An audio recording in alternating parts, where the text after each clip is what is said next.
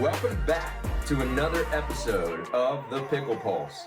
I'm your host, Brian Green, and I am here with the legendary Frankie Meredith in the house. What's up, Frank? What's going on, Big Brian? Dude, how's your morning?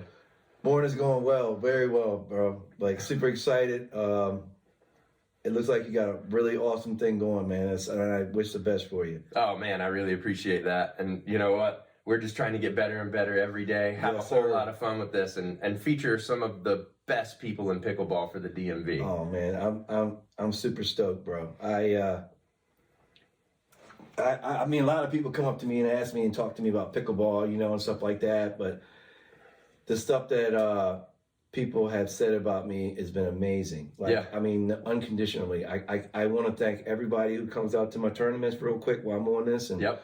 I appreciate you more than you you appreciate me. Trust me. It makes me feel good. You deserve all the kudos. Thanks. So, just to tell on myself, we probably bumped into each other a year and a half, 2 years ago, I think was the first time I met you or saw you out and about. But I haven't made it up to your tournaments because they're just a little too far for this 4-5 to travel. knowing that there's some 5-0 and 5-5s in there that might whip up on me. Oh my God. All right. But I have seen and been watching you from afar, and I have just mad respect for what you have created. Thank you. And the group of people that you've created. But I want to start all the way at the beginning. Right. And just, how did you find pickleball? What was intriguing about it? Were you like a tennis guy before, or like, no, what's going on? No. That is so funny you asked that, bro. Like, I literally started playing pickleball 5 years ago by accident. Like, straight up accident. Like, I quit playing softball. I used to play softball all the time. And me and a couple of the guys that played softball kind of retired too. So he called me, one of my friends called me out the blue and said, "Hey man, let's go, we're going to play some pickleball today." I said, "What?" I said, "What the heck is pickleball?" Mm-hmm. You know, he's like, "No, dude, I'm telling you, you're going to love it. I swear." I said, "All right, man, whatever." And I grew up with this dude, so he knows me pretty well. So I walk out there on the court, and I played on the tennis net. You know, I didn't know anything about nets, pickleball nets, or any. I didn't know anything about the paddles, but he gave me this paddle, and I played ping pong when I was coming up. Okay. It's like an elevated ping pong paddle. That's what I felt like too, man. Yeah. And I'm like, we didn't even do the score right. We were like 0-0, and just hit the ball. And then like, once I went out there and like somebody popped it up and I could kill the ball, bro, like straight up instantly like addicted. Straight up. Just like that. The next day, I was playing 3 times a day at the rec centers because I Googled it where you could play it and all that. And I saw you could play all these places for free. Uh-huh. Done. Yeah. Quit everything. I stopped playing golf, everything. Wow. I just started playing pickleball. Wow. So like instant addiction. Instant. Wow. Okay. And then, so like that was 5 years ago, right? Yep. And how has your life changed over the past 5 years because of pickleball? I always like to hear this. Bro. So when I started playing pickleball, I did the same thing everybody does when they first start. You know, you start playing with everybody, you don't know people's skill, you just want to play. So you just keep playing. Mm-hmm. So I started playing, and then I noticed that every time that I would go somewhere, it was freaking like 20 paddle weight. So like, dude, I get like 2 or 3 games in, and that was it. And I was playing with people way older than me, and they were kicking my ass. And I was like, man, what the fuck? I was like, no. So, but I wanted to find the better players fast. Like within the first 3 months, I was already thinking, how could I get better players? So within 3 months, you're essentially beating everyone at the rec center. Yes, because I'm drilling it. I'm hitting the ball as hard as I could, and people were just like, he can't play with them. He hits the ball too hard. He can't. I was like, You got Betty Joe just terrified. Yes. Oh my God, bro. It was bad, and you know you can always hear them people in the corner. It's like, don't play with him. You can't play with him because don't hit him the ball at all. So you're like, what? It's like, hey, well, at least you weren't the guy lobbing Betty Joe. Oh God. No. Just hit it hard at her. Yeah. Oh my God. So anyway, so I was immediately intrigued on how to get better players together to make better games. You know what I'm saying? Mm-hmm. I didn't mind losing, but I wanted to be losing to people that were better than me so I could get better. For sure. You know what I mean? For sure. And this is the funniest thing ever. This is a true story too. And I asked this guy, he's like a legend. He was like a legend in my town. His name's Gary List. He's like 70 years old. Okay. And his son played softball with me for years. Okay. And I didn't know his dad was a legend. Like so he's a pickleball legend. Yeah. Because I've heard that name before, but I don't know who he is. Yeah. His name is Gary List. He might be on this too one day. All right. That's good. But anyway, he's like 70 years old right now. But he teaches, and to me, he was the greatest older player that I've seen. Okay. And I asked him, I said, hey man, I said, how do I get the good people to come to play? He goes, man, just pay him a little bit of money. I said, well, how much? He was like, gas money. I was like, what? What do you mean gas money? $40, $50? Yeah. I said, oh, okay. So I started going to different places looking for better players, and then, how Pickleball is a very net community, so people just start sending me, oh, go over here and play, this person plays here. Okay. So that's what I did. And then I would ask them, I said, sitting having a drink with a buddy of mine, I was like, you know what? I should try to get a tournament. Because there's nobody said you couldn't do it. At that point, I didn't know anything, so I just, okay, fine. So I got a tournament, and it was small, and it was like a partner rotation. So what year was this? This was in 2019. Okay. I think it was in, I want to say it was like in January or something, maybe March, something like that. So pre-pandemic pickleball. Yes. So the pandemic wasn't even around. So I texted like 2 or 3 people, and I was like, yo, I want to do this little tournament, let's do it over here at Diamond Farm. Okay. And I said, okay. So I basically just texted like 2 people or whatever, so yeah. And within like 15 minutes, we had like 9 people that wanted to play. $20 a piece. No prize money at first. I went out and bought trophies with the money that they gave me. Okay. And bought the balls and all that. So within 2 hours before I left the bar, I had 9 people. So I was like, damn, okay, cool. We'll do the partner switch. And then it blew up after that. Wow. Like straight up blew up after that. Okay. So you've literally been putting tournaments on for 4+ years. Yes. Okay. And then they just got bigger and bigger. Like another person that that helped me in the beginning was Scott Alston. Okay. And at the time, like, he was kind of big in his thing. He was 5'0", and whatever. And he told me, he goes, man, you gotta do something better than just texting people, because that's what I would do. Okay. You literally text threads for tournaments? Bro, it was so bad. It was so bad because I'm not a computer guy. You know what I'm saying? I'm like old school, everything, it's just. So, but anyway, so I was texting like 20 people. And then it got bigger, and then it was 50 people. Oh, wow. Right? And then people weren't getting texts because I was texting so many people. Okay. So he's like, man, you got. So then you figured out your email format that you've been doing recently, which is really good. Yeah. Which is really good. Yeah. So you got to do email. So let's go. So you had the idea for the tournaments. Was this always just to play with better players? Was this ever an idea of a business? Or never. Okay. Never. Yeah. Not one time, because this is how I think. Okay, is if I was playing something for fun, and then all of a sudden I want to make money, then it turns into a business, and so the fun is taken away from it. That's how I look at it. Mm-hmm. You know what I mean? I mean, there's expenses that you have to take out for, you know what I'm saying, because of what you do. That's fine. But to make money on it and like push it to the point to turn it in something like a PPA event or a sanction, that just wasn't me.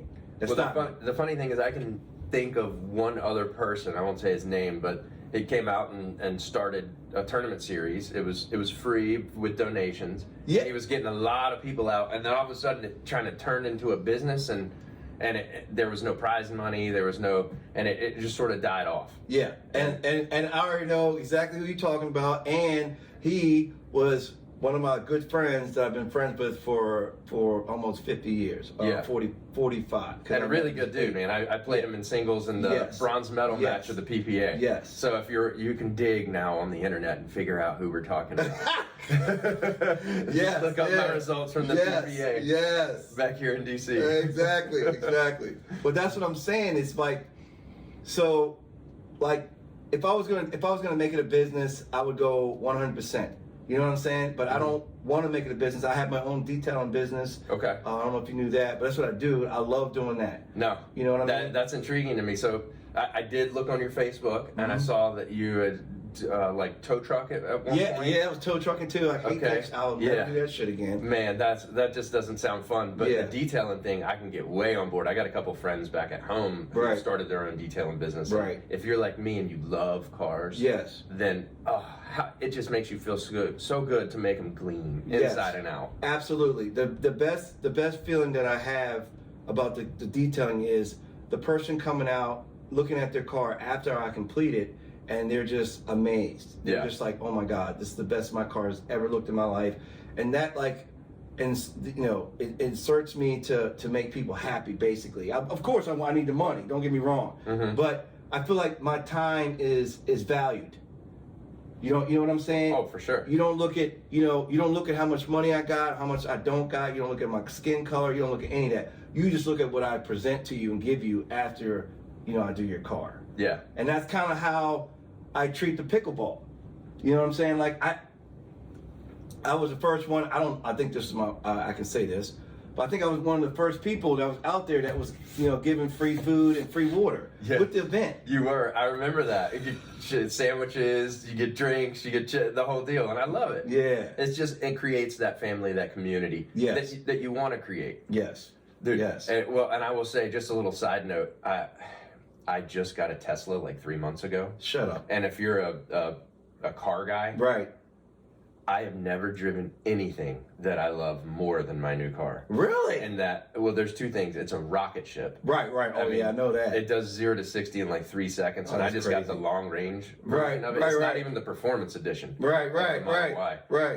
But man, my kids call it the roller coaster ride. When I punch it, it pushes you to the seat. Oh, definitely. And then I click a little button and it drives for me too down the road, which is amazing. Oh my goodness. So sitting in traffic and getting, I drive like 30,000 miles a year. Dude, really? Why? Well, I drive to my client's home or office. So I don't have a store that you can come into to come buy your clothing. Oh. So I go to my client's home or office, I measure them up, I show them the swatches, I help build wardrobes for people that are out there. Yeah. Wow. And that's amazing too. This car has changed my life in that it's taken my anxiety levels down. Right. And that when traffic sucks, I just let the car drive and I listen to a podcast or a book or something Right. Oh my God. That's sick. So you hit on something a second ago that I think would be really cool to hear about, is that in the pickleball community, there are not a lot of people that look like you. All right. You're right. Yeah, you're right about that. A large black man with dreadlocks, beautiful dreadlocks. And that, like, how have you been received through the community? Like, what has that felt like and looked like for you? It's funny because, like, I think that was one of the parts of me that people would meet me, would know me because of my color, my skin color, and there's just not a whole lot of black people playing pickleball at the time when I started. I mean, it's gotten better, but so it's real simple. You meet me, you can remember me. Yeah. You know what I'm saying? Just like you said, the dreads and stuff, the black dude. And then you remember that, oh yeah, that's the dude that holds the tournaments. Yes. So it's just like. So it's actually super beneficial for you. Yes, absolutely. Memorable. Oh my God, yes. So like, it's really hard to get my name mixed up, and everything. Everybody knows that's Frank. That's Frank's pickleball tournaments. Frank. So that kind of helped me. You know what I mean? Yeah. I will say that I was not expecting this kind of publicity about my tournaments. It's amazing. Overwhelming. Dude, when you're doing what you're doing, people are noticing. Right. And I'll say, like, I've played against you in a tournament. Oh, really? Yeah, way back in the day. Did I win? You did. You did. All right, okay. Yes. Now we're editing that part out. I've been catching the L's now, bro. Oh my God. Well, I was probably like a 4-0, at the time, and you were probably a little better as you got the W. Right. But I'm saying you're playing like probably 4-5, close to 5-0 pickleball for your age. Yeah, right, so, right. Like, that gets into another conversation that we could have, and that does age calculate into your duper value. Is a 5-0 50-year-old the same as a 5-0 30-year-old? Hells to the no. Yeah. No, sir. No. And so that's what I'm seeing out there, and I know you're still playing in your tournaments. Right. And man, tell me about like how are you getting the best of the best in the area come and play in your tournaments? Bro, I tell you what. Listen. I get one, and then the next one comes. Like, okay, getting back to the beginning and adding on to that is my goal was when I started was to get the best players in pickleball. Yep. So after like maybe 6 months, I got Ben Johns. I just all I did is Facebook Messenger. I said, "Hey, this is Frank. I run these little tournaments. I was wondering." I swear to God, that's all it took. That's all it took. I said, "Hey," I said, "Listen, how much?" I go. Could you come out to one of my tournaments and how much would it cost? He goes, well, what's the prize money?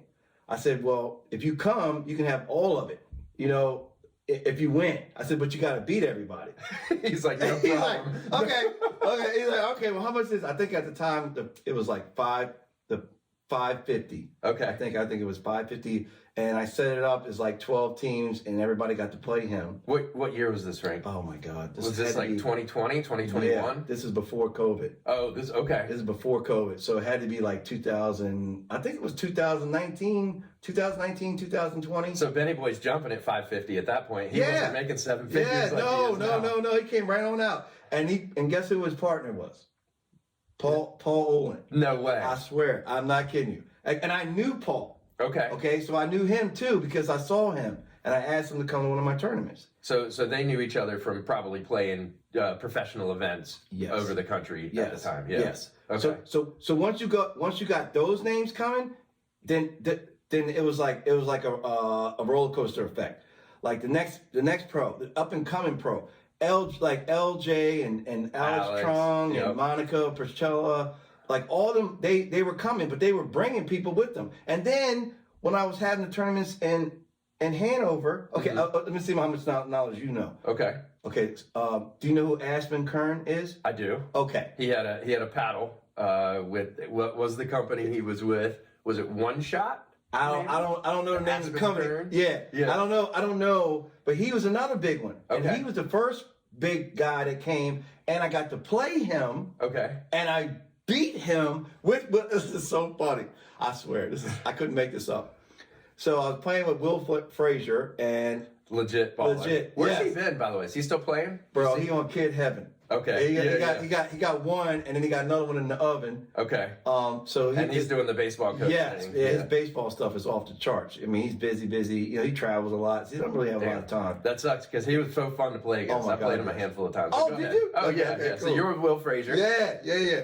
So, and we played him, and we beat him, but it was like a straight 11 kind of game. It was one of them round robins or something, and we played him first, and he was playing, Asperman was playing with his girlfriend at the time, I think Mandy or something like that. Okay. But anyway, we were like, man, we're hitting all the balls to Asperman because I want to play this dude because I want to never play this guy again. It's true. That's how I was thinking. So we hit every ball to him.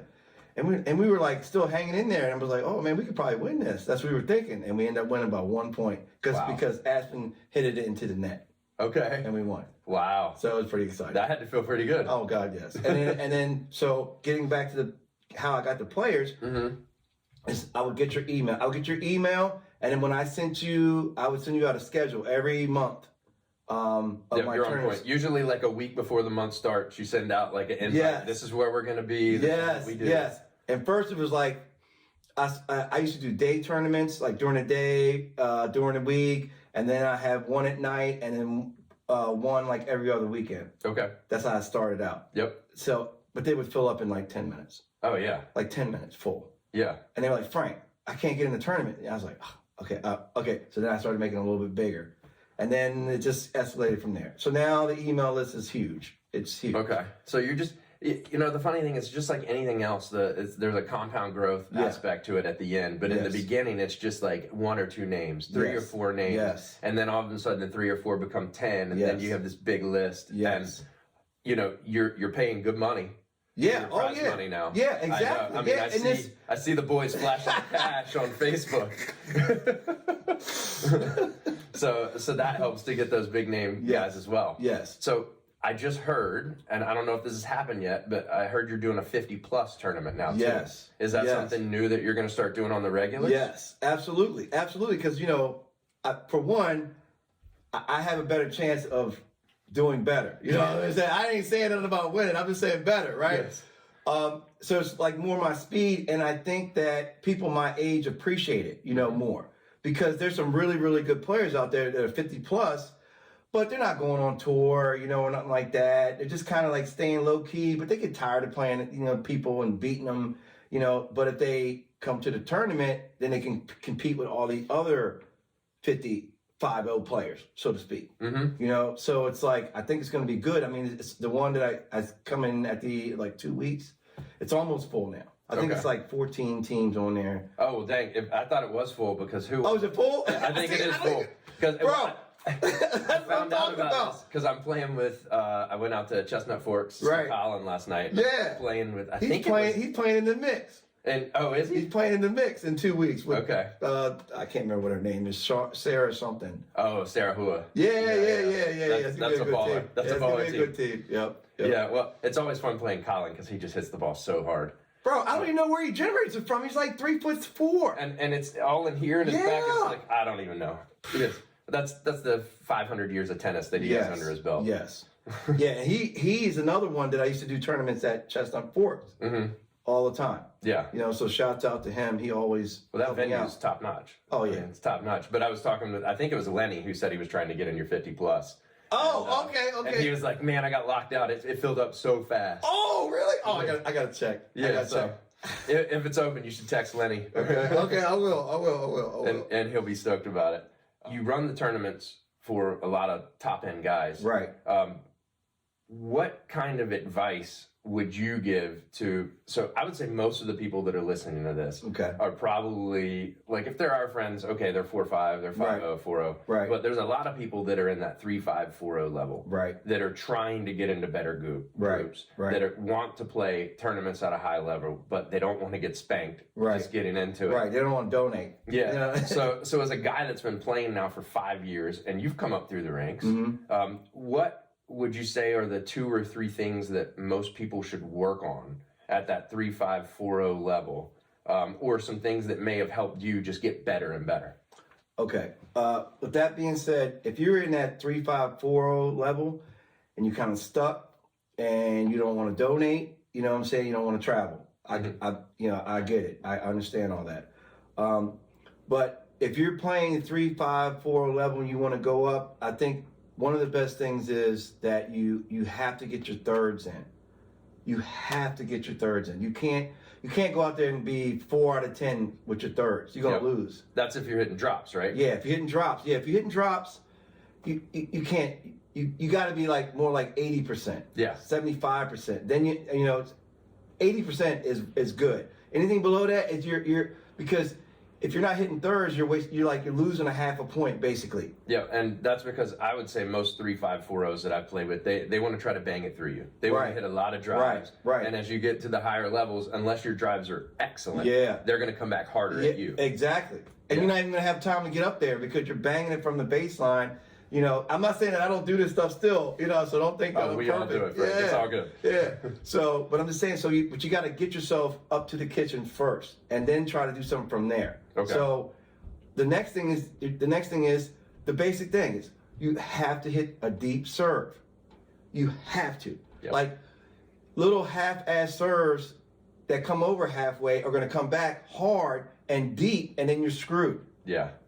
Because you're trying to move forward and they're coming back. So you're almost running into a effed up serve.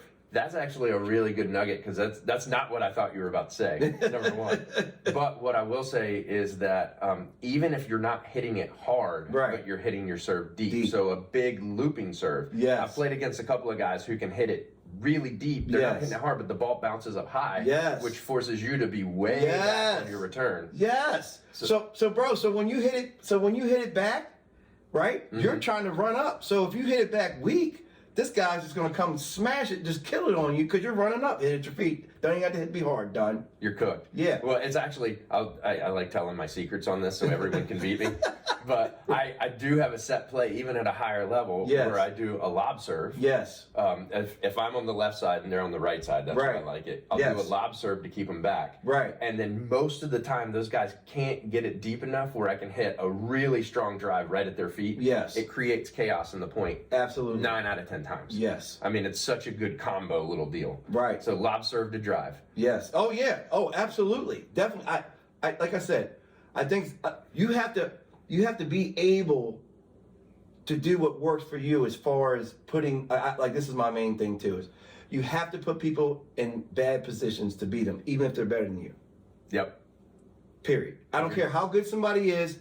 Everybody's beatable, but you're never going to beat anybody if you don't put them in a bad spot. Yeah.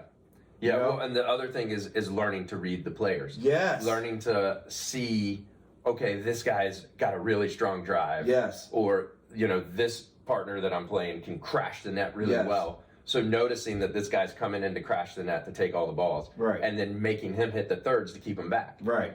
Your pickleball IQ needs to go up and you need to be thoughtful. Oh yeah. About how you're playing. Oh yeah. Absolutely.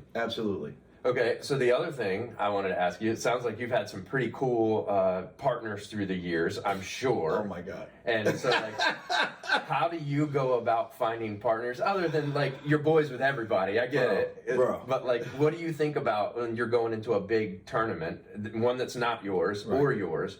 How do you find the right partner? Well, I'm just going to say this is me. Okay.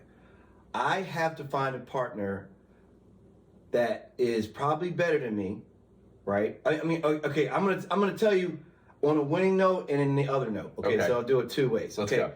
If I'm on a winning note, I have to find somebody that's better than me, and that can do more than me. Okay. And can analyze the game and tell, as a team, we can gel together. Like if you're stronger on the left on the forehand side and you can hit drives and I can crash. Fine. Is that what we're going to do? Fine. Okay, that's fine. Let's do that. Okay, we're going to dink. We can dink. So the communication together has to be solid. Okay. And this is the biggest thing of all of pickleball is I cannot play with somebody that yells at me, cusses at me. Well, that ain't going to happen. Yeah. It ain't going to happen. But I'm just saying, I understand you because if I make a mistake, I'm not trying to make a mistake on purpose. You know what I'm saying? And you're already mad. And I'm already mad at myself. What the fuck, dude?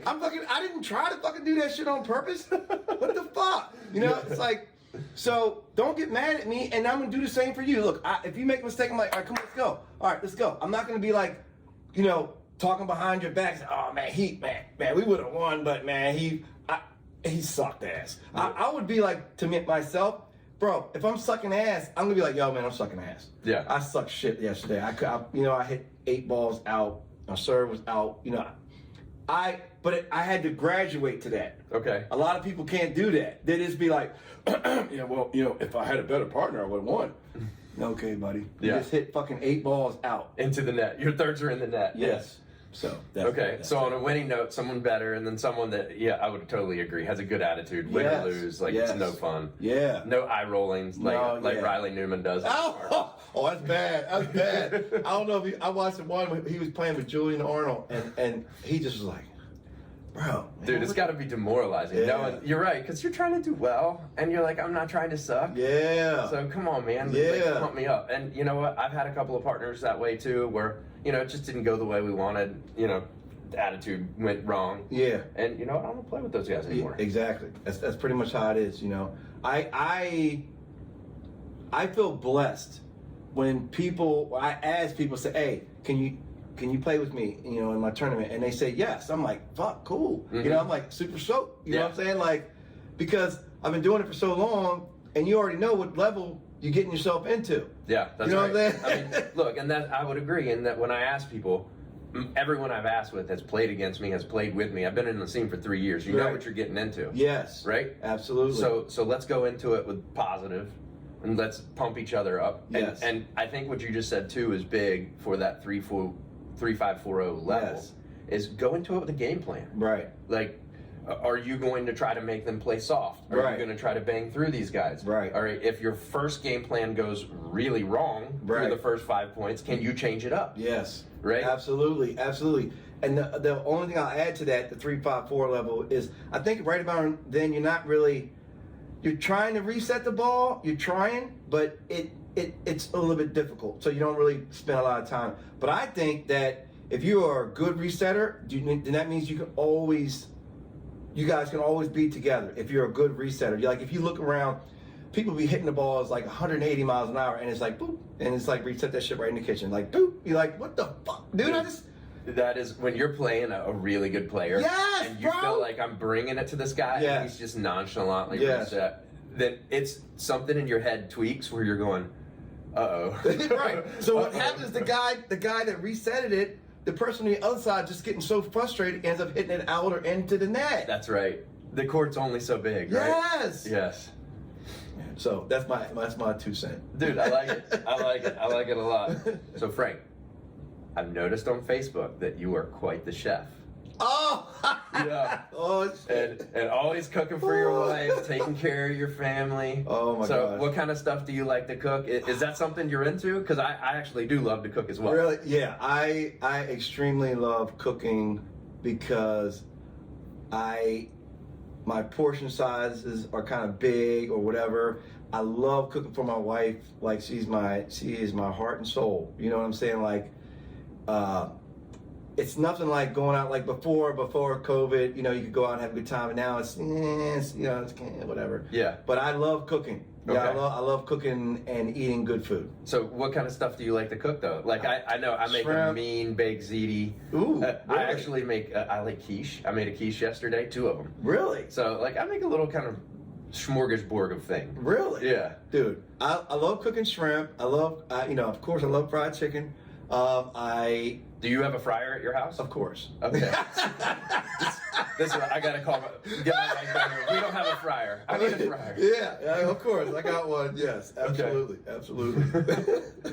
But I'd say probably shrimp and Chilean sea bass. That's like my. Oh, that sounds amazing. Oh my, bro. Yeah. And I don't get it all the time because it's really, really expensive. But when I do get it, we go all out. Okay. So yeah, that's my main thing. And I used to be a chef at a nursing home for like 5 years. Okay. So, you've done a little bit of everything. Yeah. Well, dude, I've always noticed when I see your pictures that your cooking reminds me of home. I'm from North Carolina. Oh, thanks. And like that home country cooking is what I would call it. It's just like, man, that's some good stuff. Thank you, man. Oh my goodness, thank you, man. I'll be drooling sometimes. I go back, how stuff pops up on Facebook memories, and like me and my wife look at it and say, "Oh my God, but look at that!" We're like, "Oh yeah, we gotta get that. We gotta cook that again or something." Oh my God, thanks, man. I love it. I love cooking, definitely. All right, so the new thing that I'm going to do with all my guests now is we're closing everything out. I'm going to start playing. I've started with Danny Rouillet of 106.7 The Fan. Okay. He bombed, so let's see how well you do. But I want to play a game called How Much of a Pickleball Geek is Frankie Meredith? Oh, God. Okay. So I've prepped a couple of questions. Okay. All right. All right. Some of them are retreads, but I thought they were good. And I want to see exactly how many of these you can get. All right. So let's see. Let's see how geeky you are. All right. So outside of Anna Lee and Ben Johns, name 4 other pro players that are on the tour right now. On the PPA? On the PPA. Okay. Let me see. You said 4? 4. Oh God. Irene. What is that? Was it Irvin? Irene Irvin, or what's her name? No, wait for it. I'm not gonna help. I'm not helping. Oh shit. Oh boy, this is so fucking bad. Oh shit. So you put them on the spot and everybody freezes up. Right, yeah. Okay, Julian Arnold. There's one. Fucking Colin John. Okay, he goes with Ben's brother. Of course. That's fucking easy. Let's see, who else? Oh, fuck. Shit. I can say, I guess, well, Monica Pacelli, but she doesn't play on Pickler. No, she doesn't play PPA, so she doesn't count. Yeah, that's right. Fuck. Damn. Wow, that's pretty bad. All right, we're going to go bang. Yeah, I got the buzzer. Oh my God, that was terrible. There we go. That was terrible. That was good stuff. No, that makes me very happy. All right. So you were looking for Irina Tereshchenko. Yes. Maybe Christian Alshon. Yeah. There you go. Oh my You got God. Catherine Parenta. Yes. Also, I was thinking Paris Todd. Yes. Yes, let's go. All right. Oh my God. I'm like the king of geeks. Really? So you don't understand that. Bro. Oh, that's so funny. That's funny. All right. I asked this one to Danny, and it was hilarious. So I asked them to you as well. It's like, which pickleball teams are too close on and off the court, if you know what I mean? So who's hooking up? What are the pickleball couples? Oh God. I you know what's funny is that's a very funny question because I have no idea. I have no idea. We're going bang. Number two. Like, I don't follow anything. You got Julian Arnold and Lolo. You know. Really? Yep, they're together. And then you got Anna Bright and James Ignatowicz together. Yeah. Absolutely. Bro, I'm myself. I'm like, I have Matt no Wright idea. and Lucy Kovalova, they're the old school couple. What? Dude, I love that I'm breaking all this news to you. Are you serious? Dude. Bro, no idea. I'm no gonna put idea. breaking news across the top of this as I give all this stuff to you. Oh my God. No, bro, I had no idea. Okay. Zero. Here's an easy one. According to Barstool Sports, who's the most electrifying man in sport? Tyson McGuffin. Dang. I got that one. I got that one. I love it.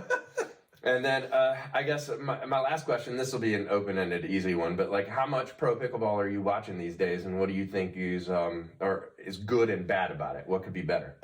Well, I don't watch as much. I don't watch that much because you'll start watching and you'll just stay there. You won't do anything. So Yep. I got to be careful. So.